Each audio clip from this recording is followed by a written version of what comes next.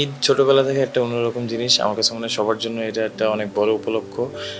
এবং হয়তো এখন ব্যস্ততার কারণে অনেক সময় আসা হয় না।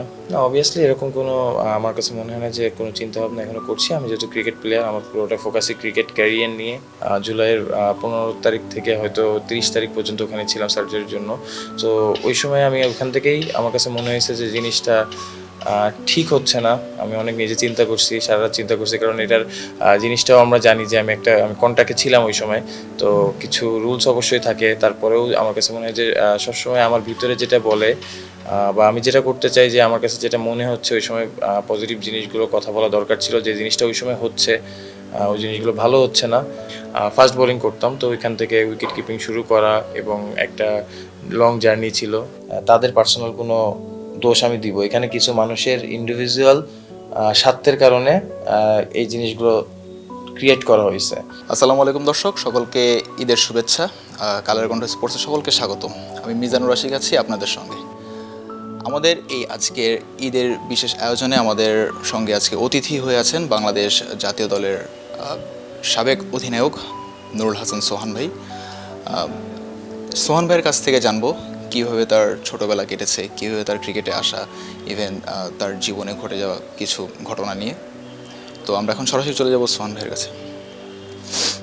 আসসালামু আলাইকুম ভাইয়া, ঈদ মোবারক, কেমন আছেন? আসসালামু আলাইকুম ভাইয়া, ঈদ মোবারক সবাইকে। ভাইয়া, এবার তো হচ্ছে আপনাদের বন্ধ দিয়ে দিয়েছে, ঢাকায় ঈদ করছেন, সো কেমন লাগছে এই ঈদের দিনটা? না, অবভিয়াসলি দেখেন, ঈদ ছোটোবেলা থেকে একটা অন্যরকম জিনিস। আমার কাছে মনে হয় সবার জন্য এটা একটা অনেক বড় উপলক্ষ। এবং হয়তো এখন ব্যস্ততার কারণে অনেক সময় আসা হয় না। ঈদ ওইভাবে, মানে আমার হোম টাউন যেহেতু খুলনায়, খুলনায় বড় হয়েছি, হয়তো সবসময় চেষ্টা করি যাতে ঈদটা খুলনায় করতে পারি এবং ফ্যামিলি, ফ্রেন্ডস, বন্ধুবান্ধব সবার সাথে ভালো মতো আড্ডা দিতে পারি। কারণ অবভিয়াসলি ছোটোবেলায় যে জিনিসটা ছিল, ঈদ নিয়ে অনেক বেশি এক্সাইটমেন্ট কাজ করতো। এখন হয়তো ব্যস্ততার কারণে অনেক জিনিসগুলো এবং রেসপন্সিবিলিটির কারণে অনেক জিনিস ওইভাবে করা হয় না। বাট আমার কাছে মনে হয় যে ঈদের সময়টা সবসময় বাসায় এসে সবার সাথে উপভোগ করতে চাই। ছোটোবেলার ঈদের কোনো স্মরণীয় স্মৃতি আপনার মনে আছে কি না? ছোটোবেলায় ঈদে যা হতো। না, অবভিয়াসলি দেখেন যে ঈদের সময় আসলে অনেক ধরনের মোমেন্ট থাকে একসাথে। কাজিনরা আসে, ফ্রেন্ড সার্কেল, অনেকদিন পর হয়তো যাদের সাথে দেখা হয় না, স্কুল ফ্রেন্ড বা কলেজ ফ্রেন্ড, সবাই একসাথে অনেক ধরনের মানে মোমেন্ট থাকে, অনেক ধরনের আড্ডা। এবং যেহেতু আমি অনেক বেশি আড্ডাবাজ, তো অবভিয়াসলি ফ্রেন্ডদের সাথে আড্ডা দেওয়াটা আমার কাছে মনে হয় যে একটা খুব ভালো মোমেন্ট আমার জন্য। খুলনার ঈদ এবং ঢাকার ঈদের মধ্যে পার্থক্য কোথায়? আপনি দুই জায়গায় ঈদ করেছেন। খুলনার ঈদটা হচ্ছে আমার কাছে মনে হয়, যেহেতু ওখান থেকে বড় হয়ে উঠেছি, ছোটো থেকে এখানে ছিলাম, আশেপাশের মানুষ হয়তো অনেক, যেটা বললাম যে স্কুল বা কলেজের অনেক ফ্রেন্ড যারা আছে, হয়তো সারা বছর তাদের সাথে দেখা হয় না। ঈদের একটা উপলক্ষ হয়তো তাদের সাথে দেখা হওয়া, যদিও শর্ট টাইমের জন্য এখন যাওয়া হয় খুলনায়। বাট আমার কাছে মনে হয় যে এটা একটা খুব বড় পাওয়া, যে ছোটোবেলায় যে কিছু স্মৃতি থাকে সেগুলো আসলে ওইভাবে আড্ডা দেওয়ার সময় বা একসাথে দেখা হলে অনেক কিছু আসলে ওই ফিলটা করা যায়। সালামি নেয়ার বয়সটা ছিল, এখন হচ্ছে আপনাদের সালামি দেওয়ার বয়সটা। এই জিনিসগুলোকে কেমন উপভোগ করছেন? উপভোগ করি অবশ্যই। দেখেন, এটা আমার কাছে মনে হয় যে একটা ট্রানজ্যাকশন থাকে। সত্যিকার অর্থে ঈদ সালামি এখনও নেওয়া হয় এবং দেওয়া হয়। এখন হয়তো রেসপন্সিবিলিটি একটু বেশি, বাট দুইটা জিনিসই খুব বেশি উপভোগ করি। ভাইয়া, আপনার ক্রিকেট ক্যারিয়ারটার শুরু কোনখান থেকে যদি একটু বলতেন? ক্রিকেট ক্যারিয়ার আমার শুরু হচ্ছে, শেখ সালাউদ্দিন স্যার ছিল, তারপর মনু স্যার ছিল, আরও পিলু স্যার ছিল। তাদের একটা একাডেমি ছিল, ক্লাসিক ক্রিকেট একাডেমি, যেটা খুলনায়। তো ওইখান থেকেই শুরু হয়েছে। শেখ সালাউদ্দিন স্যার মারা গিয়েছেন, বাট আমার কাছে মনে হয় যে তার একটা অনেক বড় রোল ছিল। কারণ আমি যখন তার একাডেমিতে ফার্স্ট গিয়েছিলাম, তখন আমি ফাস্ট বোলিং করতাম, তো ওইখান থেকে উইকেট কিপিং শুরু করা এবং একটা লং জার্নি ছিল। তো আমার কাছে মনে হয় যে ওই সময়গুলো অনেক বেশি মিস করা হয়। দেখেছি অস্ট্রেলিয়ার সাথে যখন বাংলাদেশ টি-20 সিরিজ খেলছিল, তো লাস্ট ম্যাচে আপনি উইকেট স্টাম্পের পিছনে দাঁড়িয়ে আপনি তখন সাকিব আল হাসানকে বলছিলেন, সাকিব ভাই একটু তাড়াতাড়ি বাসায় যেতে হবে। সো জিনিসটা মক করাটা কি ওইখান থেকে কিনা, মানে অস্ট্রেলিয়ার বিপরীতে মক করা কিনা? না, এমন কিছু না। আমার কাছে মনে হয় যে এই সময় কোভিডের সিচুয়েশন ছিল, আমরা হয়তো কোভিডের কোয়ারেন্টাইনের কারণে অনেক দিন দেশের বাইরেও ছিলাম। আমার মনে হয় আমরা জিম্বাবুয়ে ট্যুর থেকে এসেছি। জিম্বাবুয়ে থেকে আসার পর হয়তো অস্ট্রেলিয়ার তাদের কিছু রিকোয়ারমেন্ট ছিল, এটার কারণে হয়তো আমরা এয়ারপোর্ট থেকে ডিরেক্ট হোটেলে গিয়েছিলাম, কোয়ারেন্টাইন করেছি, বাসায় যেতে পারি নাই। সো একটা লং টার্ম আটকা ছিলাম, বন্দি একটা অবস্থায় ছিলাম। তো ওই জায়গা থেকে আসলে জাস্ট কথাটা বলা, নর্মালি কোনো কিছু চিন্তা করে না। আপনার ছোটবেলার ক্রিকেট ক্যারিয়ারের কোনো স্মরণীয় কোনো ঘটনা আপনার মনে আছে কি না, যেটা আজীবন আপনি শেয়ার করতে চান? এরকম অনেক মোমেন্টই আছে আমার কাছে মনে হয় যে স্পেশালি এরকম কিছু নাই, বাট আমার কাছে মনে হয় প্রতিটা মোমেন্টই অনেক ইম্পর্টেন্ট, এবং প্রতিটা জিনিসই আমার কাছে মনে হয় যে সবসময় ফিল করি। এবং যেটা বললাম যে ওই সময় আমাদের একটা সার্কেল ছিল একসাথে প্র্যাকটিস করা। আমি জেলা স্কুলে ছিলাম, জেলা স্কুলে হয়তো সকালে ক্লাস করে তারপর বিকালে আবার প্র্যাকটিসে অ্যাটেন্ড করা। তো আমাদের স্কুলের ভিতরেই আসলে আমরা ওই জিনিসটা ছিল, আমরা 3-4 জন ছিলাম যারা হয়তো একসাথে ক্লাস করতাম, আবার একসাথে প্র্যাকটিসে যেতাম। তো আমার কাছে মনে হয় মোমেন্টগুলো একটা লাইফের one of the best moment ছিল। জুলাই গণ অভ্যুত্থানে আপনি সক্রিয় ছিলেন এবং আপনার দেখা দেখি অনেক ক্রিকেটার উদ্বুদ্ধ হয়ে পোস্ট করেছেন ফেসবুকে, এবং সেই 5ই আগস্ট বিজয়ের পর আপনি রাস্তায় নেমেছিলেন, বিজয় উল্লাস করেছেন সকলের সাথে, এবং ছবিও সামাজিক যোগাযোগ মাধ্যমে ছড়িয়ে পড়েছে। এইটার পর কি আপনার কোনো নেগেটিভ কোনো কমেন্ট এসেছে কিনা আপনার লাইফে? আসলে দেখেন, আমি মানুষ হিসেবে আমার কাছে মনে হয় না যে কে কি বলতেছে বা কে কি করতেছে আমি জিনিসটা ফিল করতে চাই না। কারণ যখন আমি আমার মনে আছে আমার হাতের সার্জারির জন্য বিসিবি আমাকে অস্ট্রেলিয়ায় পাঠিয়েছিল, আমি জুলাইতে ছিলাম। তো জুলাইয়ের 15 তারিখ থেকে হয়তো 30 তারিখ পর্যন্ত ওখানে ছিলাম সার্জারির জন্য। তো ওই সময় আমি ওখান থেকেই আমার কাছে মনে হয়েছে যে জিনিসটা ঠিক হচ্ছে না। আমি অনেক নিজে চিন্তা করছি, সারা রাত চিন্তা করছি, কারণ এটার জিনিসটাও আমরা জানি যে আমি কন্ট্যাক্টে ছিলাম ওই সময়। তো কিছু রুলস অবশ্যই থাকে, তারপরেও আমার কাছে মনে হয় যে সবসময় আমার ভিতরে যেটা বলে বা আমি যেটা করতে চাই, যে আমার কাছে যেটা মনে হচ্ছে ওই সময় পজিটিভ জিনিসগুলো কথা বলা দরকার ছিল। যে জিনিসটা ওই সময় হচ্ছে ওই জিনিসগুলো ভালো হচ্ছে না আমার কাছে। আমি আসলে কোনো দলের এগেনস্টে বা পক্ষে যেতে চাই না, বা আমার কাছে মনে হয় না যে এটা যাওয়া দরকারও। বাট আমার কাছে মনে হয় যে আমার কাছে যদি আমি দেখতে পারি যে জিনিসটা আমার চোখের সামনে খারাপ হচ্ছে, তো সেটা যে দলই হোক বা যে মানুষই হোক তার এগেনস্টে আমি কথা বলবো। এটা হচ্ছে আমার নেচার। আর ইভেনচুয়ালি আমি কন্ট্রোল করেও নিজেকে ওই জিনিসটা রাখতে পারি না। তো আমার কাছে মনে হয় না যে এখানে আমার কোনো কিছু হারানো বা কোনো কিছু পাওয়া কোনো কিছু ম্যাটার করে।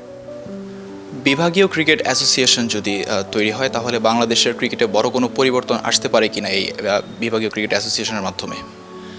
দেখেন, বাংলাদেশের ক্রিকেট তো আমরা অনেক কিছুই বলি যে অনেক কিছু চেঞ্জ হওয়া দরকার, অনেক কিছু চেঞ্জ হওয়া উচিত, বা এটা করলে চেঞ্জ হবে, বাট আলটিমেটলি কোনো কিছু হচ্ছে না। তো যে কথাগুলো আসলে বলা হয়, এই কথাগুলোর আসলে আমার কাছে মনে হয় না কোনো ভিত্তি আছে। ভিত্তি তখনই হবে যখনই আপনি যে কাজগুলো করে আপনি দেখাতে পারতেছেন। অনেক কিছুই করা সম্ভব। বাংলাদেশ ক্রিকেট 5-7 বছর আগে যেখানে ছিল সেখান থেকে এখানে আরও উপরে যাওয়ার কথা ছিল, আমরা সেখানে যেতে পারি নাই। তো আসলে এইসব আলটিমেটলি এইসব কথা না বলে এগুলো আমরা যতটা করতে পারবো, কাজে যতটা করতে পারবো, আমার কাছে মনে হয় ওইটাই হচ্ছে বাংলাদেশের ক্রিকেটের জন্য বেটারমেন্ট হবে। বাংলাদেশ ক্রিকেটের পরিবর্তনের জন্য কোন 3টি পদক্ষেপ গ্রহণ করা উচিত বিসিবির এই মুহূর্তে বলে আপনি মনে করেন? দেখেন, বিসিবিতে অনেক বুদ্ধিমান লোক আছে। ফারুক ভাই অবশ্যই শর্ট টার্মের জন্য আসছে, সে কাজ করতেছে, অবভিয়াসলি তার একটা প্ল্যান আছে। বাট আমার কাছে মনে হয় যে এরকম 2-3টা কারণ দিয়ে আপনি পুরো বিসিবি চেঞ্জ করে ফেলতে পারবেন। কারণ যে লাস্ট কয়েক বছর ধরে যে জিনিসটা হচ্ছে, আমার কাছে মনে হয় না যে এটা আপনি মাত্র 2-3টা জিনিসে চেঞ্জ করতে পারেন। বাট চেঞ্জ করার অনেক অপশান আছে আপনার। চেঞ্জ করার মতো যদি আমি বাংলাদেশ ক্রিকেটকে আগায় নিয়ে যেতে চাই, ইন্ডিভিজুয়াল কোনো কিছু চিন্তা না করে, বিজনেস পারপোজ চিন্তা না করে, আমি যদি ক্রিকেটের ভালোর জন্য করতে পারি, তাহলে করার অনেক সেক্টরই আছে। ভাইয়া, এবার একটু অন্য ইস্যুতে যেতে যাচ্ছি। ভবিষ্যতে কখনো ক্রিকেট থেকে যখন অবসর গ্রহণ করবেন, তখন পলিটিক্সে জয়েন করার কোনো ইচ্ছা আছে কিনা? না, অবভিয়াসলি এরকম কোনো আমার কাছে মনে হয় না যে কোনো চিন্তাভাবনা এখনো করছি। আমি যেহেতু ক্রিকেট প্লেয়ার, আমার পুরোটা ফোকাসই ক্রিকেট ক্যারিয়ার নিয়ে, এবং হয়তো ক্রিকেটের বাইরে অনেক কিছু জানি না। তো এই জন্য আসলে অন্য কোনো কিছু নিয়ে চিন্তা করতে চাচ্ছি না। অবভিয়াসলি ক্রিকেটটায় ফোকাস দিতে চাচ্ছি, এবং যেহেতু এটা শুধু এখন প্রফেশন আমার, বাট শুধু প্রফেশন না, এটা ছোটোবেলা থেকে একটা প্যাশনও ছিল। তো আমার কাছে মনে হয় যে 100% যতদিন ক্রিকেট খেলবো ক্রিকেটের সাথেই দেওয়ার চেষ্টা করব। ভাইয়া, জাতীয় দলে কার সাথে আপনার বন্ডিংটা খুব ভালো, এবং সাথে এটাও মেনশন করবেন দলের ভিতরে কে সবচেয়ে বেশি দুষ্টু? না, অবভিয়াসলি দেখেন, আমার কাছে মনে হয় যখন বাংলাদেশ টিমের হয়ে আমরা খেলি বা বাংলাদেশ টিমের ড্রেসিং রুমে থাকি, প্রতিটা মানুষের সাথে আমার কাছে মনে হয় যে ওই জিনিসটা এনজয় করা এবং ড্রেসিং রুম শেয়ার করা একটা অন্যরকম মোমেন্ট থাকে। ইভেনচুয়ালি আমরা যখন বাইরেও ট্যুর করি, সবাই একসাথে থাকা এবং একসাথে চলাফেরা বা একজনের ফিল করা, এটা নর্মাল একটা প্রসেস। আমার কাছে মনে হয় যে এই জিনিসটা সবাই এনজয় করে। আর সবাই আসলে যখন ড্রেসিং রুমে থাকে দুষ্টুমি করে, এবং যেহেতু আমার কাছে মনে হয় যে ফ্যামিলি অবশ্যই আমাদের আছে, বাট আমরা যখন একসাথে মাঠে খেলতেছি আমার কাছে মনে হয় যে ক্রিকেটের জগতে আমরা যারা আছি এটা আমার কাছে মনে হয় যে আমাদের সেকেন্ড ফ্যামিলি। সো একসাথে আমরা এত বছর ধরে একসাথে হয়তো থাকতেছি, ইনশাল্লাহ আরও ভবিষ্যতে থাকবো। তো আমার কাছে মনে হয় যে প্রতিটা মানুষের জন্য প্রতিটা জিনিসই ফিল করাটা খুব ইম্পর্টেন্ট। ভাই আমি শেষ প্রশ্ন করতে চাই, আমি কয়েকজন খেলোয়াড়ের নাম মেনশন করব, আপনি তাদেরকে রেটিং দিবেন 10-এর মধ্যে। তামিম ইকবাল, 10। সাকিব আল হাসান, 10। কারণ আমার কাছে মনে হয় যে দেখেন এইভাবে রেটিং দেওয়াটা তো difficult, but to be honest আমি যদি বলি বাংলাদেশ ক্রিকেটের জন্য তাদের যে ডেডিকেশন, বাংলাদেশ ক্রিকেটের যে নেক্সট স্টেপে নিয়ে যাওয়ার জন্য তারা যতটুকু করেছে, তো অবভিয়াসলি এটা আমাদের ক্রিকেটের জন্য অনেক বড় পাওয়া। আর এটাই। ভাই আর একজনকে যদি আমি রেটিং করতে বলি, কাজী নুরুল হাসান সোহান, কাজী নুরুল হাসান সোহানকে আপনি রেটিং কত রেট করবেন? আমার কাছে মনে হয় না যে এখন রেটিং করার মতো কোনো সিচুয়েশন আছে।